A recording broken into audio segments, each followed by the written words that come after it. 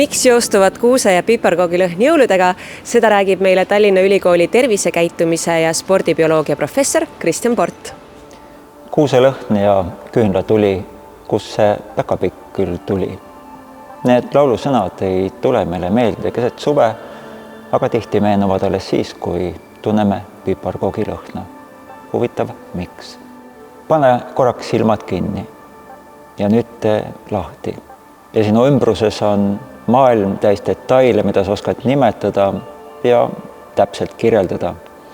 Tegemist on väga keerulise kõrgema närvitegevuse protsessiga, milles silmadest tulevad närvisignaalid seostatakse mäluga sind ümbritsevat maailma seletavaks pildiks.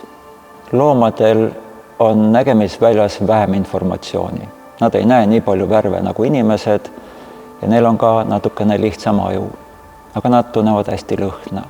Ja kui nemad maailma tunnetavad, siis nende lõhnataju on seotud otse vahetult mäluga ja emotsioonidega, ilma kõrgemate seletusmehhanismideta.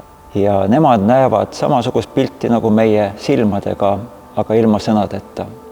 Seal on palju rohkem detaile lõhnades, aga väga oluline on emotsioonid, hirm ja meeldivus ja toredus ja võib-olla ka söögiisu.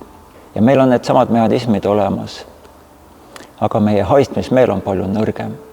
Me ei suuda hästi eristada lõhnu, mis asuvad piparkoogi lõhna sees, aga me tajume emotsioone. Aga ainult juhul, kui me oleme seda kunagi kogenud, üheskoos jõulupuud kokku pannes ja kaunistades, koos piparkooke küpsetades, omades teineteise suhtes sooja tundeid ja ootusärevust. Vaid siis piparkoogilõhn äratab meis selle toreda tunde.